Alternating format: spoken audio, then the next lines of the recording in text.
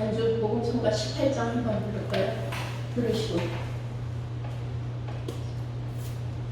설교를 들어가겠습니다. 예수는 나의 좋은 친구.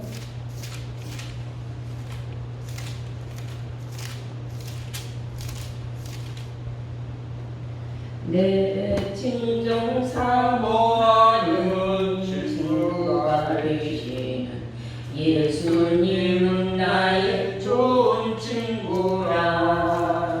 산곳에 백합화도 찬란한 새벽별 만민 위에 빛을 내시는도다. 온 세상 날 버려도 안 버려 끝까지 나를 돌봐주시네.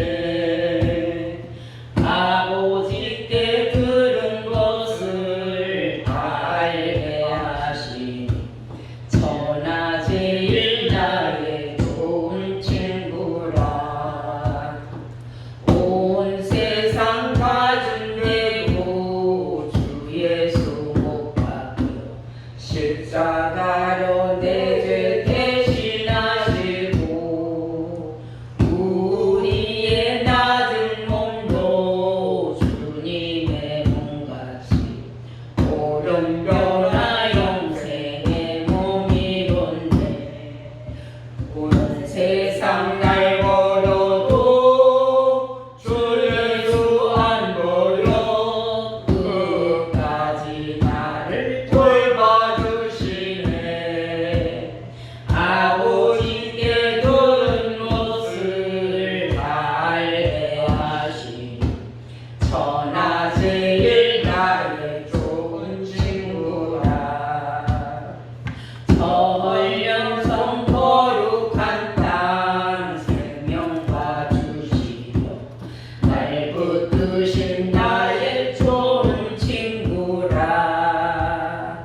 성경의 모든 비밀 다 알게 하시니 영원하신 나의 좋은 친구라.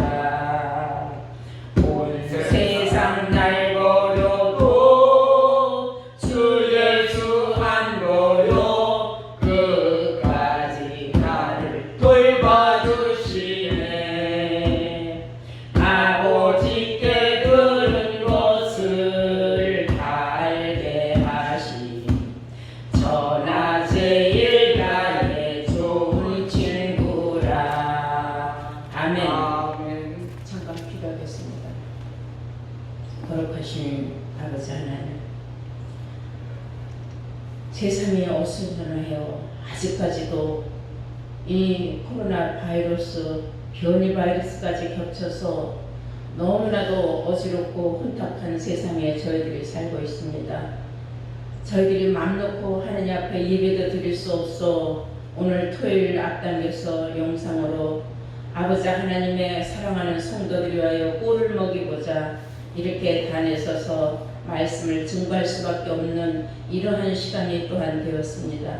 사랑 많으신 아버지 하나님, 세상이 아무리 힘들고 어렵게 돌아간다 하여도 저희들의 믿음은 정금 같은 믿음이라 절대로 변하지 아니하고 오직 믿음의 그 십자가 푯대를 향하여 저희들이 달려가며 한 사람도 뒤로 빠져 침륜에 빠지지 아니하고 저희들 모두가 하나님 세우시는 그 영광의 나라에 입성하고자 열심으로 앞뒤 좌우 살피지 말고 오직 주님만 바라보고 달려갈 수 있는 믿음의 선자들로 하나님께서 저희들을 인도하여 주시고 축복하여 주시기를 간절히 원합나이다. 오늘도 진리 성령으로 저희들을 인도하사 주의 말씀으로 은혜와 진리가 충만케 하여 주시오며 예수님이 말씀이 육신화가 된 것 같이 저희들도 말씀이 육신화가 되어서 하나님께로부터 인침받은 증거가 나타날 수 있도록 하나님 저희들을 끝까지 사랑하여 주시옵소서. 저희들 사랑 가운데 천열매로 부족함이 없이 하나님 앞에 영접받을 수 있도록 축복받기를 원하며 오늘 하나님 앞에 모든 이 귀한 설교 예배를 인도해 주시기를 구하고 예수님의 이름 받들어 잠시 빌고 기도 드렸사옵나이다. 아멘. 네.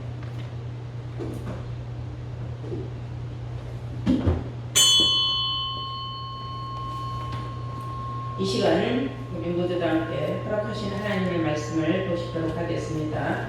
구약 스가랴서가 되겠습니다. 구약 스가랴서 3장이 되겠습니다. 1315페이지입니다. 구약 스가랴서 3장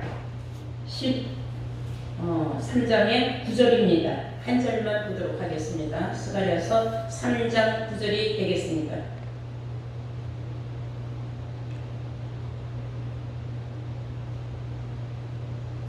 만군의 여호와가 말하노라. 내가 너 여호수아 앞에 세운 돌을 보아라. 한 돌에 7눈이 있느니라. 내가 새길 것을 새기며 이 땅의 죄악을 하루에 제하리라. 아멘. 허락하신 하나님 말씀 스가랴서 3장 9절로 제목은 한 돌의 7눈이라는 제목으로 말씀을 증거하도록 하겠습니다. 한 돌의 7눈이라는 제목으로 말씀을 증거하겠습니다. 오늘 이 본문은 이 땅의 죄악을 하루아침에 쓸어버리겠다는 놀라운 말씀입니다. 누가 이런 일을 할 수 있는가? 성경에 오늘 본문에 말하기를 만군의 여호와가 말한다 그랬어요. 내가 너 여호수아 앞에 세운 돌을 봐라 그랬어요. 여호수아 앞에 세운 돌을 봐라. 한 돌에 여호수아 앞에 한 돌이 있는데 그 돌에는 7눈이 있느니라 그랬어요. 돌에 눈이 7개가 있다. 눈이 하나만 있어도 세상에 이런 신기한 일이 어디 있습니까? 성경은 말하기를 그것도 7개나 있다고 했습니다. 한 돌에. 그런데 어떤 일을 하느냐? 이 땅에 죄악을 하루에 제하는 일을 한다 그랬어요. 한 돌에 7눈이 있는데 내가 새길 것을 새기며 그랬어요. 그 한 돌에 7눈은 다 새겨졌다. 그 눈에는 무엇이 새겨졌느냐? 하루아침에 모든 죄악을 사할 수 있고 제할 수 있고 쓸어버릴 수 있는 놀라운 능력의 말씀이 그 속에 새겨져 있다는 뜻인 줄로 믿습니다. 자, 우리가 예수님이 이 세상에 오셔서 온 인류의 죄를 다 십자가에 못 박혀 돌아가심으로 제하셨다 그랬어요. 그러면 예수님이 십자가에 못 박히심으로 우리 온 인류의 죄는 사라져야 되는데 과연 사라졌는가? 주여 주여 하는 수많은 믿는 사람들이 지금도 죄에서 허덕이고 있고 지금도 죄 문제를 아직도 해결 못해서 날마다 나는 죄인이로소이다 하지 않습니까? 그렇다면은 왜 그런 일이 일어났느냐? 그럼 예수님의 십자가를 헛되게 만드는 거 아니냐? 이런 걸 우리가 좀 생각을 해봐야 될 필요가 없어요. 그래서 성경을 우리가 자세히 보면은 이사야서 59장 29절에는 이런 말씀이 있습니다. 이사야서 59장 20절을 보시면 여호와께서 가라사대 구속자가 시온에 임하며 야곱 중에 죄가를 떠나는 자에게 임한다 그랬어요. 야곱 중에서 죄하고 상관없는 자에게 오신다. 그렇다면 하나님은 죄 있는 자에게는 안 오신다는 얘기입니다. 죄가 없는 자에게 오신다는 뜻인 줄로 믿습니다. 성경에 분명히 기록되어 있기를 베드로전서 3장 18절에 그리스도께서 한 번 죄를 위하여 죽으시고 그랬어요. 우리를 위하여 십자가에 달려 돌아가신 것은 우리 죄 때문이다 이거예요. 분명히 돌아가셨다고 기록하였고 그 이유는 우리 인류의 죄를 사하고자 십자가에 못 박혀 돌아가셨다고 기록하였는데 왜 아직도 예수 믿는 사람들은 그 말을 못 믿고 자꾸만 죄인이라고 하느냐? 그것은 예수를 부인하는 것과 다름이 없다. 저는 그렇게 생각합니다. 이유는 그 사람들은 아직 한도를 못 만났기 때문이에요. 한도를 만나야 돼요. 한도를 만나야 죄악이 하루아침에 싹 사라지는 역사가 나타난다고 하지 않았습니까? 근데 한도리 무엇이길래 그 한도를 우리의 죄를 다 사해주고 죄를 싹 쓸어버리는 능력이 있느냐? 다시 말하자면 예수님은 십자가에 못 박혀 돌아가셨지만 온 인류의 죄를 사하기 위해서 돌아가셨지만 미완성이에요. 인류의 죄가 다 사해지지 않았기 때문에 그거를 인정하느라고 예수 믿는 사람들이 날마다 주여 오늘도 이 죄인이로소이다 자꾸 죄인 타령을 하고 있다는 겁니다. 그러나 이 한돌의 일곱 눈을 만나는 사람은 다시는 죄하고 상관이 없다는 것을 여러분들 스스로가 깨닫게 된다는 걸 아시기 바랍니다. 돌이라는 건 뭐냐? 이 성경이 말하는 돌에도 종류가 있습니다. 우리가 잘 아는 바 시편 18편 2절을 보시면은 여호와는 나의 반석이요 나의 요새요 나를 건지실 자요 나의 바위라 하고 있어요. 내가 피할 수 있는 바위가 있어요. 그러면 하나님은 큰 바위, 반석으로 비유가 되어 있다는 거죠. 이것은 비유예요. 우리가 생각하는 세상에 있는 물질적인 어떤 그 큰 돌에 무슨 사람의 눈 같은 눈이 7개가 있겠습니까?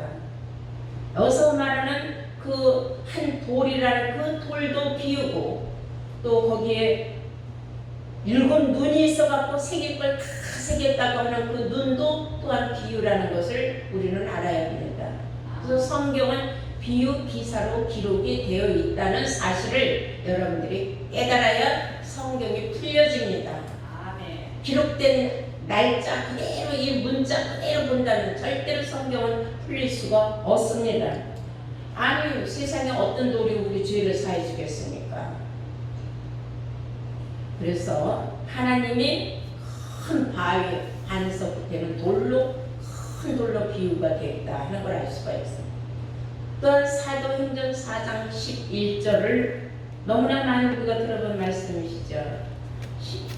사도행전 4장 11절 보시면은 이 예수는 건축자들이 버린 집 모퉁이의 머릿돌이 되셨느니라 그랬어요. 예수님은 모퉁이의 머릿돌이 되으셨다. 그러나 하나님은 큰 바위로 비유가 되어 있다면은 예수님은 머릿돌로 비유가 되어 있다는 겁니다. 근데 머릿돌이라는 말은 많이 알아요. 그럼 머릿돌이 뭔지는 또 모르는 사람도 또 많아요. 예수님을 비유한 겁니다. 건축자들이 쓸모없다고 버렸지만은 쓸모없다고 버려진 그들이 알고 보니까 하나님이 보내신 자 예수 그리스도였다는 거죠. 그래서 예수는 건축자들이 버린 집 모퉁이의 머릿돌이 되었다고 기록하고 있는 줄로 믿습니다. 그 말이 같은 말이 시편의 다윗도 인용을 했어요. 시편 118편을 한번 보시겠습니다. 시편 118편 보시겠어요. 22절을 보시겠어요. 건축자의 버린 돌이 집 모퉁이의 머릿돌이 되었나니 이는 여호와의 행하신 것이요 우리 눈에 귀한 바로다. 건축자가 버린 그 돌이 집 모퉁이의 머릿돌이 되었다는 사실을 아느냐 이거예요. 근데 다윗은 그때 예수님이 이 세상에도 없었는데 어떻게 이런 일을 기록했느냐면 이런 것은 하나님이 주신 환상으로 보고 그가 기록을 한 겁니다. 그래서 건축자의 버린 돌이 집 모퉁이의 머릿돌이 되었나니 이는 여호와의 행하신 것이요 우리 눈에는 참 귀한 일이로다 하고 기록하고 있는 것을 볼 때에 예수님은 머릿돌로 확실히 비유가 됐다는 사실을 아신 줄로 믿습니다. 또 스가랴 선지자는 이런 말을 했어요. 우리 다 함께 스가랴서 12장 3절을 한번 보시면 예루살렘의 국민들로 하여금 무거운 돌로 만들겠다 하는 것은 예루살렘의 국민을 돌로 비유하고 있다는 겁니다. 스가랴서 12장 3절입니다. 그날에는 그랬어요. 그날에는 어느 날 언제인가 있어요. 세상을 하나님이 이제 심판하는 종말이 다가오는 그날이라고 그랬어요. 그날에는 내가 예루살렘으로 모든 국민에게 무거운 돌이 되게 하리라 그랬어요. 다른 사람이 아니에요. 예루살렘에 거하는 사람들은 무거운 돌이라는 것은 가벼워서 일루절로 옮겨 다니지 않는 제자리에 항상 남아있는 자를 상징한다는 것을 아시기 바랍니다. 또 놀라운 말씀이 있습니다. 스가랴서 4장 7절을 한번 보실까요? 스가랴서 4장 7절을 보시면 큰 산아 네가 뭐냐? 네가 술바벨 앞에서는 평지가 되리라. 그가 머릿돌을 내어 놓을 때에 우리가 외치기를 은총이 그에게 있을지어다 하리라. 놀라운 말씀입니다. 이 성경이 이렇게 기록된 정말 평소에 들어보지 못했던 오묘한 말은 들을 귀 있는 사람만 듣는 거예요. 하나님께 속한 자만 하나님의 말씀을 들을 수가 있습니다. 하나님께서 영의 귀를 열어주신 자 그들만이 깨우칠 수 있어요. 예수 믿는다고 다 이 성경을 듣고 깨닫는 건 절대로 아닙니다. 그것을 예수님이 말씀하시기를 마태복음 7장 21절에 나더러 주여 주여 하는 자마다 다 내 아버지 집에 들어오지 못한다 그랬어요. 그러면 주여 주여 한다고 하는 건 누가 주여 주여예요? 예수 믿는 사람들이 주여 주여 하는 겁니다. 근데 그 사람들이 머릿돌이 뭔지 모퉁이 돌이 뭔지 돌에 대한 이 한글의 비유조차도 모르는데 어떻게 죄사함을 얻어서 천국을 갈 수 있겠습니까? 그러니까 예수님께서 내 아버지 뜻대로 행하지 않냐고는 내 아버지 집에 들어올 자는 없다 확고하게 말씀을 뱉으신 줄로 믿습니다. 그래서 우리는 성경에 기록된 말씀을 알아야 돼요. 누누이 제가 말하지만 요한복음 5장 39절에 너희가 이 성경에서 영생을 얻는 줄 생각하고 이 성경에서 영생을 얻는 것이 어느 잘난 목사가 뭐 인품이 좋은 목사가 잘생긴 목사가 뭐 설교를 막 기가 막히게 잘해서 사람 들었다 놨다 울렸다 웃겼다 그런 목자가 구원시켜주는 건 아니다 이거예요. 이 성경이 나를 구원을 시켜주는 길이 성경에 기록되어 있다는 겁니다. 그러므로 여러분들은 귀를 기울여서 말씀을 잘 들어야 돼요. 근데 얼마나 들을 귀가 없는지 고집이 세고 완악한 사람들은 이 말을 아무리 귀에 10번 100번 들려줘도 듣지도 못하고 깨닫지도 못하고 아예 그냥 귀를 막아버리고 멀리하고 내 손을 내딛는 사람들이 더 많아요. 그런 사람이 있다는 것을 예수님이 마태복음 13장에 저희들 보면은 기록하고 있습니다. 14절 보실까요? 마태복음 13장 14절 보시면 이사야의 예언이 저희에게 이르렀으되 너희가 듣기는 들어도 깨닫지 못할 것이요 보기는 보아도 알지 못하리라. 이 백성들의 마음이 완악하여져서 그 귀는 듣기에 둔하고 눈은 감았으니 이는 눈으로 보고 귀로 듣고 마음으로 깨달아 돌이켜 내게 고침을 받을까 두려워함이라 그랬어요. 내가 알던 그런 말씀이 아니다. 내가 전에 못 들어보던 이런 말씀을 하는 걸 보니까 이상하다. 이렇게 생각하는 사람들 같이 미련하고 우매한 사람이 없어요. 그래서 예수님도 그랬습니다. 너희가 나에게 속해 있다면 나의 말을 들을 것이지만 내 말을 듣지 못하는 사람은 나의 백성이 아니라 그랬어요. 그러므로 하나님의 백성은 말씀인 하나님의 말씀을 듣고 깨달을 수 있는 지혜가 열리는 줄로 믿습니다. 아무리 듣고자 해도 깨닫지 못하면 10번 100번 들으면은 결국은 하나님이 그 마음의 감동을 받아갖고 그 사람의 귀를 열어주게 돼 있어요. 그러나 그냥 배척을 하는 사람들이 대다수입니다. 여러분 어디에 가서 여러분들이 한도를 7눈을 아느냐 이렇게 물어보세요. 빌급을 할 겁니다. 이상한 소리 한다고. 성경에 기록하고 있는 말씀이에요. 여호수아 3장 9절에 기록하고 있는 말씀인데 어떻게 이상한 말입니까? 그러면 우리는 성경은 내 마음에 맞는 말만 골라서 내가 들어야 되고 내가 읽어야 되겠습니까? 성경은 처음부터 장래를 고해해 놨다 그랬어요. 세상 끝날에 있을 일을 처음부터 하나님이 여기저기 숨겨서 기록을 해 놓으셨는데 그것을 우리가 찾아내서 깨어서 구슬이 20마리라도 깨어야 보배라고 여러분들 그런 것을 우리가 관주 성경이라고 합니다. 깨는 거예요. 성경은 이렇게 해서 퍼즐같이 틀어져 있는 말씀을 우리가 짝을 찾는 거예요. 여기저기 짝을 찾아가지고 아 여기 이 말씀의 비유의 짝은 이런 말씀이었구나. 이 말씀의 비유의 짝은 이런 말씀이었구나 하고 깨닫게 된다는 걸 아시기 바랍니다. 자 다시 이제 스가랴서 4장을 봅니다. 스가랴서 4장 7절 큰 산아 네가 뭐냐 그랬어요. 너 뭐냐? 너 뭐 잘났다고 내 앞에서 어쩌고 저쩌고 떠드느냐? 너 잘난 거 하나도 없다 이거지. 자 그러면 하나님은 할 일이 없어서 저런 산에다 대고 떠드시겠습니까? 세상에서 제일 크고 높은 산은 에베레스트 산, 히말라야 산 뭐 등등 많이 있어요. 그런 물질적인 산, 육신적인 산은 관계가 없는 거예요. 산에는 나무가 많습니다. 나무는 하나님의 백성들을 나무라고 비유했어요. 그러므로 하나님의 백성이 많은 곳, 나무가 많은 곳은 바로 교회들이라는 것을 아시기 바랍니다. 아멘. 그래서 큰 교회, 작은 교회, 나무가 많은 빼곡빼곡하게 많은 교회는 큰 산이고 조금 있는 산은 작은 산입니다. 성경이 그런 말씀이라는 것을 여러분들이 알아야 돼요. 나무 비유하자면 예수님도 나는 참 포도나무여 하지 않았습니까?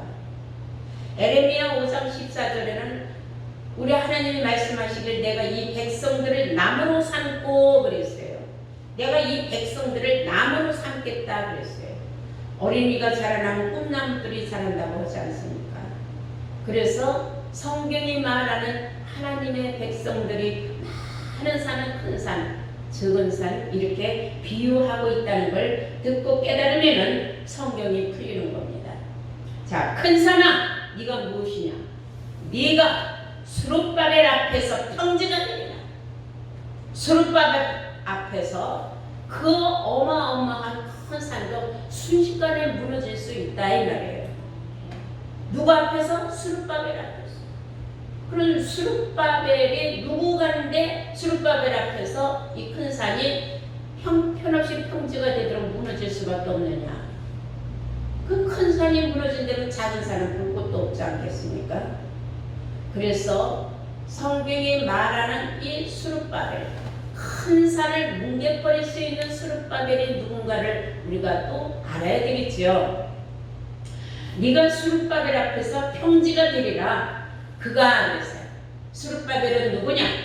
그가 머릿돌을 내어놓을 때에 그랬어요. 머릿돌은 누구라고 했습니까? 머릿돌은 예수님이라고 한 줄로 믿습니다. 아멘. 그럼 구약시대의 수룹바벨 선지자를 빙자해서 머릿돌을 가지고 오는 어떤 선지자를 비유했다는 말을 여러분들은 깨우침을 받아야 돼요.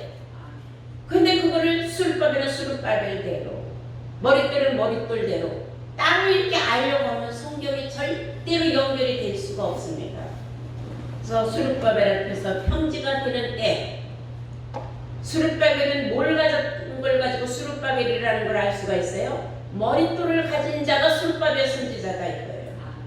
그럼 구약시대에 있었던 그 선지자 수룹바벨이 그러면 세상 끝날에 다시 살아오느냐? 그건 아니죠. 그 사람은 아니죠.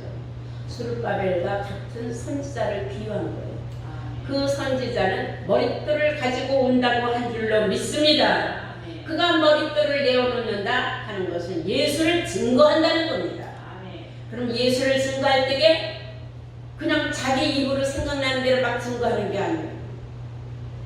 너희가 이 성경에서 예수도 알고 하나님도 알고 구원의 길을 안다고 성경에 기록하였으므로 성경을 증거하는 거예요. 예수님이 하신 말씀을. 그럼 그 말씀을 듣고 깨달음이 아멘 아멘 감사해서 뭐가 나와요? 자기도 모르게 정말 은총이다. 이게 은총이구나. 이런 거를 알게 된다는 것을 여러분들은 알아야 될 줄로 믿습니다. 그가 누구냐? 머릿돌을 가지고 오는 수르발벨과 같은 선지자가 와서 그가 머릿돌을 내어놓을 때 은총이 그에게 있을지다 하고 사람들이 감탄에 감동을 하는 그는 누구냐? 여러분 요한복음 16장을 보시겠습니다. 요한복음 16장 12절을 보시겠어요. 다 찾으신 줄 믿고 제가 공독하겠습니다. 내가 아직도 너희에게 이를 것이 많으나, 예수님께서 하신 말씀이에요. 제자들에게 내가 너희들에게 알려줄 게 너무 많다 이거예요. 그러나 지금은 너희가 감당하지 못한다. 그 시대는 예수님이 어떤 말씀을 해도 제자들은 감당할 수 있는 시대가 아니다는 거예요. 그렇지만은 그랬어요. 그러하나 진리의 성령이 오시면, 그랬어요. 누가 오시면? 진리의 성령이 오시면 그가 너희를 모든 진리 가운데로 인도하시리니, 진리의 성령이 오시면은 그는 우리를 뭐로 인도하느냐? 진리 가운데로만 인도한다 그랬어요. 진리가 뭐냐? 진리는 아버지의 말씀이 진리라고 요한복음 17장 17절에 예수님이 말씀하셨습니다. 그런 말씀으로만 인도한다는 거예요. 세상에 누룩을 섞을 필요가 없는 거예요. 누룩이 뭔지 압니까? 부풀게 하는 게 누룩이에요. 성경에 없는 말씀, 세상의 말로 사람들 마음을 훅 달아오르게 하고 예수만 무조건 오고 믿으면 구원받는다고 하고 와서 기도하면 주인은 다 사함받는다고 착각하게 만들고 열심히 잘 믿으면 다 부자되고 병고침 받는다고 그렇게 하나님의 백성들 마음을 부풀게 하는 교훈의 말을 넣어주는 말이 누룩을 섞은 말입니다. 그런데 성경에 보면 예수님은 누룩에 절대 섞지 않고 하나님이 주신 말씀만 증거했다는 사실을 알아야 돼요. 그래서 예수님께서는 하시는 말씀에 바리새인들의 누룩을 조심하라 그랬어요. 누룩을 넣지 않은 떡덩어리를 먹으라 그랬습니다. 그러므로 우리가 하나님 성전에 달려갈 적에는 누룩을 먹으러 가는 사람은 어리석은 사람입니다. 단단하더라도 맛이 좀 없더라도 오직 하나님의 말씀으로만 인도하는 곳에 가서 말씀으로 내가 양육을 받아야 돼요. 그게 뭐냐면 바로 생명의 꼴이에요. 내가 영생으로는 꼴, 생명의 양식, 바로 말씀이지 누룩이 아니라는 사실을 알아야 될 줄로 믿습니다. 다시 한번 13절 보시겠어요. 그러하나 진리의 성령이 오시면 그가 너희를 모든 진리 가운데로 인도하시리니 그가 자의로 말하지 않고, 저희가 지연해서 말하는 건 아니다 이거예요. 자의로 말하지 않고 오직 듣는 것을 말하시며 장래의 일을 너희에게 알려주시리라. 다 듣고 깨달은 말씀을 알려주는데 장래에 대한, 미래에 대한, 천국관에 관하여, 구원에 관하여 확실하게 우리에게 천국의 길표를 제시하여 준다는 겁니다. 14절 보시면 그가 그랬어요. 여기서 말하는 그는 누구였겠습니까? 머릿돌을 내놓는 수르발발과 같은 그 선지자가, 진리의 성령으로 우리를 인도하는 그 선지자가 그 말이에요. 그가 내 영광을 나타내리니, 내 영광, 예수의 영광을 나타낸다는 겁니다. 머릿돌을 내놓는 자체가 예수의 영광을 드러내는 겁니다. 이해가 되셨습니까? 그가 내 영광을 나타내리니 내 것을 가지고, 예수님 것을 가지고 너희에게 알리겠습니다. 말씀이 다 하나님의 것이요 예수님의 것이요 그것을 가지고 자기가 듣고 깨달아서 주신 말씀 그대로 누룩 섞지 않고 너희들에게 다 알려줄 것이다. 그때는 우리가 정말 기가 막힌 은총이구나, 이것이 은총이구나 하는 걸 깨닫게 된다는 것을 여러분들 아시기 바랍니다. 그러면은 그 수르바벨 선지자와 같은 그 머릿돌을 내놓는 그런 선지자가 세상에 와서 예수의 영광을 드러낸다고 했어요. 그게 누구냐면 한 돌이라는 겁니다. 근데 그 한 돌에 또한 사명이 있어요. 어떤 사명이 있는지 압니까? 이 땅의 죄악을 하루아침에 싹 쓸어버리는 그러한 사명이 있는데, 이 땅에 있는 모든 사람들의 죄악을 아주 하루에 싹 쓸어버린다고 하지 않았습니까? 한 돌의 7눈의 역사는. 그래서 그 죄를 우리가 없애는 방법, 우리가 그 죄를 싹 쓸어버리는 그 방법, 그것은 첫째 한돌 일곱 눈을 만났을 때예요. 어떻게 아느냐? 내가 만난 것을 로마서 8장을 보시면 알 수 있어요. 다 함께 로마서 8장 1절을 보시도록 하겠습니다. 로마서 8장입니다.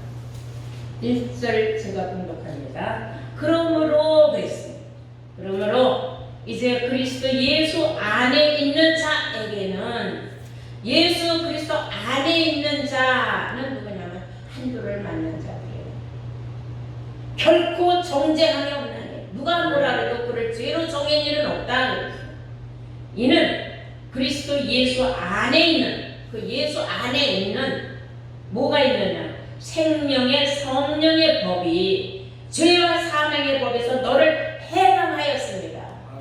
너를 죄에서 완전히 해방시켜준 일이 있다 이거예요. 알고 보니까 한돌의 일곱 눈을 만난 사람에 한해서 사망의 법에서 우리를 해방시켜준다는 겁니다. 율법에서 해방시켜준다는 겁니다. 사람들은 율법에서 해방받으면 큰일 나는 줄 알아요. 그러나 어리석고 우매한 사람들이 율법을 지켜 구원받는 줄 알고 있어요. 율법에서 구원을 받고자 하는 너희들은 예수 그리스도에게서 끊어지고 은혜에게서도 떨어진 자다 하고 갈라디아서 5장 4절을 기록하고 있습니다. 다 함께 한번 갈라디아서 5장 4절을 보시겠습니다. 지금도 어리석고 우매한 사람들은 해마다 죄 타령, 그래서 그들은 왜 죄가 어디로부터 왔는지도 몰라요. 율법 때문에 왔다는 사실을 알아야 합니다. 자, 갈라디아서 5장 4절을 보시면 율법 안에서 의롭다 함을 얻으려 하는 너희는 그리스도에게서 끊어지고 은혜에게서 떨어진 자다. 은혜가 뭔지도 모르는 자들이다 이거. 이미 예수하고는 상관도 없는데 혼자 짝사랑하는 거다 이거. 혼자 구원받는 줄 알고 있다. 착각에 빠져 있다는 겁니다. 여러분, 우리는 그렇게 죄와 더불어 씨름하는 그런 신앙생활로는 결코 구원을 얻을 수가 없습니다. 왜냐하면 예수님이 우리에게 말씀하시기를 히브리서 7장 27절에 죄 때문에 날마다 제사 드릴 필요가 없으니 되어 있습니다. 그러니까 뭐 때문에 그 죄 때문에 날마다 새벽부터 나가고 뭐 밤 철야기도 하고 금식기도 하고 어리석은 짓을 하느냐. 이미 우리는 새 언약을 받아서 이제 죄에서 상관이 없는 몸들이 되었어요. 히브리서 8장 12절을 보시면은 내가 저희의 불의를 긍휼히 여기고 저희 죄를 다시는 기억하지 않겠다. 이것이 새 언약의 법이에요.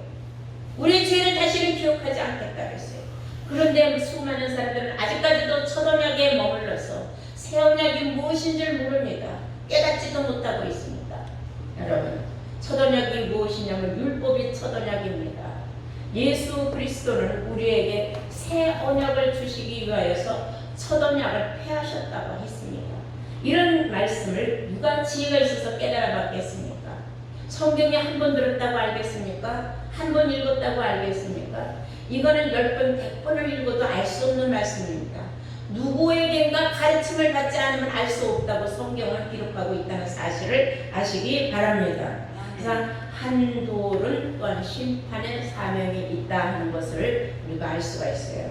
이사야서 28장 16절을 한번 보시겠습니다. 이사야서 28장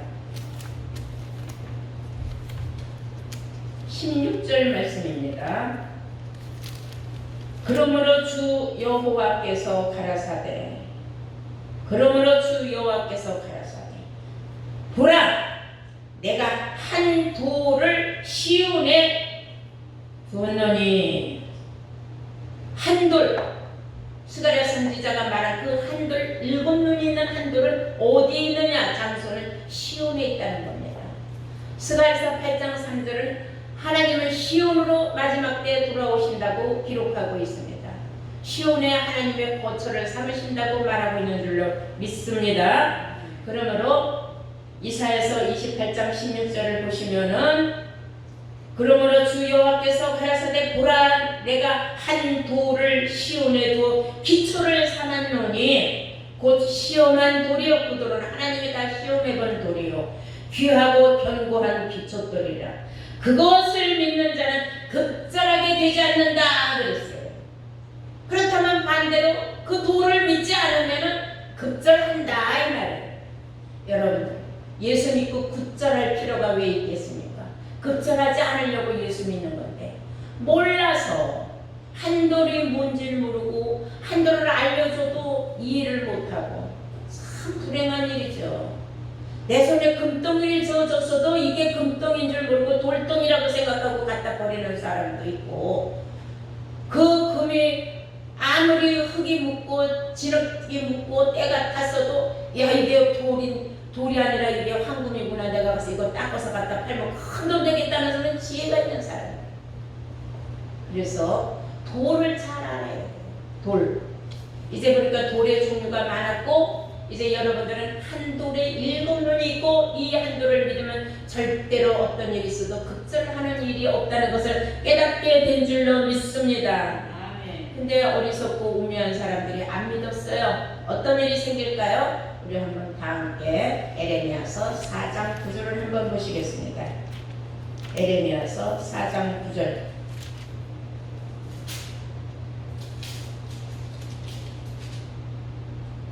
나 여호와가 말하노라. 그날의 왕과 방백들은 실심을 할 것이며 실심한다는 건 미쳐 돌아간다는 겁니다. 그날의 왕과 방백들은 실심할 것이며 제사장들은 놀랄 것이며 선지자들은 깜짝 놀라리라. 내가 가로되 슬프도소이다. 주 여호와께요 주께서 진실로 이 백성과 예루살렘을 크게 속이셨나이다. 이르시기를 너희에게 평강이 있으리라 하시더니 칼이 생명에 미쳤나이다. 급절하는 시간이 내게 왔습니다. 이게 도대체 무슨 일입니까? 내가 죽자 살자고 예수를 잘 믿고 있는 거 없는 거 다 갖다 바치고 내가 세상에 놀러가지도 못하고 오직 주만 찾고 성전에서 기도만 했는데 내가 지금 이게 무슨 일입니까? 이게 누구예요? 방백들은 장로들을 말하는데 교회에서 높은 직책을 가진 사람들이에요.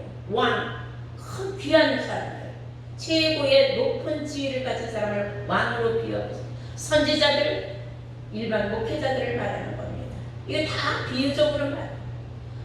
아니 우리는 예수만 믿으면 다 구원이요 평강인 줄 알았는데 그래서 그렇게 백성들에게 가르쳐줬는데 지금 우리가 지금 이게 무슨 일입니까? 깜짝 놀라는 일이 생긴다는 겁니다.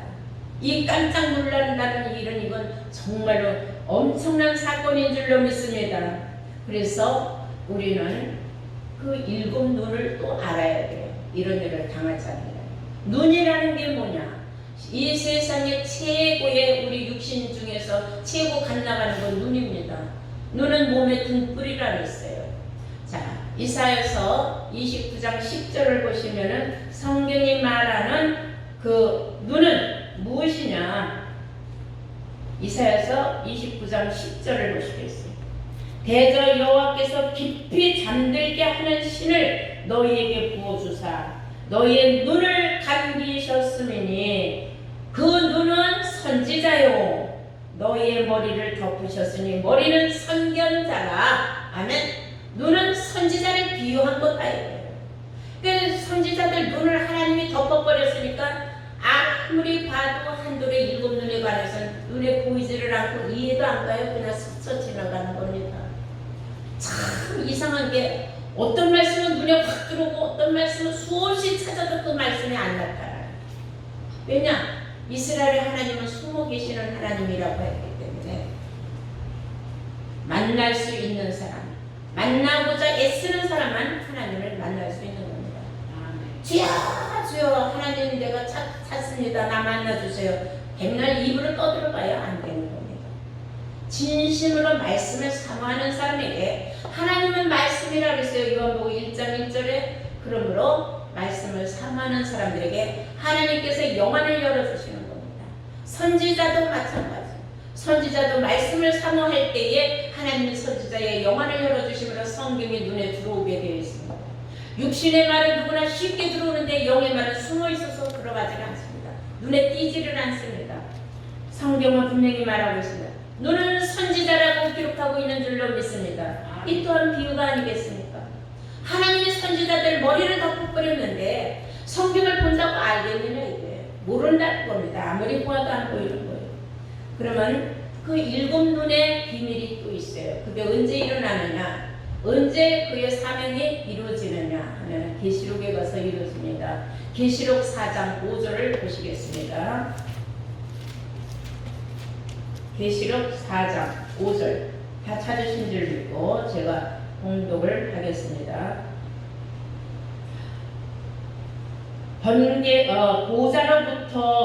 보좌로부터 번개와 음성과 뇌성이 나고 보좌 앞에 일곱 등불 켠 것이 있으니 이는 하나님의 일곱 영이라 그랬어요. 하나님 보좌 앞에 일곱 등불을 켜놨는데 그 등불을 말하기를 일곱 영이라고 말한다 그랬어요. 근데 요 말을 또 계시록 5장에 어떻게 기록하고 있는가? 계시록 5장 6절을 보시겠어요. 또 내가 보니 보좌와 네 생물과 장로들 사이에 어린 양이 섰는데 일찍 죽임을 당한 것 같더라. 일곱 뿔과 일곱 눈이 있으니 이 눈은 온 땅에 보내심을 입은 하나님의 일곱 영이더라 그랬어요. 그래 알고 보니까 몇이나 제치나 똑같은 말이에요. 일곱 뿔이나 일곱 영이나 일곱 등불이나 일곱 눈이나 눈은 선지자라고 하지 않았습니까? 그 일곱 눈이 있는데 그 일곱 눈은 이 땅에 보내심을 입은 하나님의 일곱 영이라고 하더라. 신약에 와서는 일곱 영이라고 말한다. 이렇게 말하고 있는 줄로 믿습니다. 여러분 오늘 말씀을 통하여서 많은 걸 여러분들이 놀라운 말씀을 듣고 깨우친 줄로 믿습니다. 일곱 눈의 역사는 심판 끝나는 날 그때에 이제 한두를 믿지 않는 사람들은 어쩔 수 없이 급절을 당하지만 한둘의 일곱 눈의 역사를 믿고 그리스도 안에서 죄 사함을 받고 결코 정죄 없다는 그러한 인정을 받은 사람들은 급절하지 아니하고 축복받는 놀라운 하나님의 구원의 역사가 그 사람들에게 일어난다는 겁니다. 저는 여러분들이 오늘 말씀을 듣고 한둘의 일곱 눈의 역사를 통하여서 그날에 모든 사람들이 다 죄 사함을 받기 원하지만 그것은 성경에 말하기를 한둘의 일곱 눈을 믿지 아니하는 사람들은 급절할 수밖에 없다고 기록을 하였기 때문에 급절당하는 사람도 있고 급절당하지 않는 사람도 있고 다시 말하면 심판받는 사람도 있고 구원받는 사람도 있고 갈림이 나타난다는 것을 아신 줄로 믿습니다. 이제 하나님의 그 단 하루에 모든 죄를 씻어주는 일곱 눈의 역사가 시작되고 있습니다. 여러분들 모두가 이 귀한 말씀으로 여러분들의 깊이 깨달음을 받고 여러분들이 다 주 안에서 정말로 그리스도 안에서 새 사람을 입어서 여러분들 하나님 앞에 영광 돌리는 복된 자들로 나타나기를 주의 이름으로 축원합니다. 네, 감사합니다.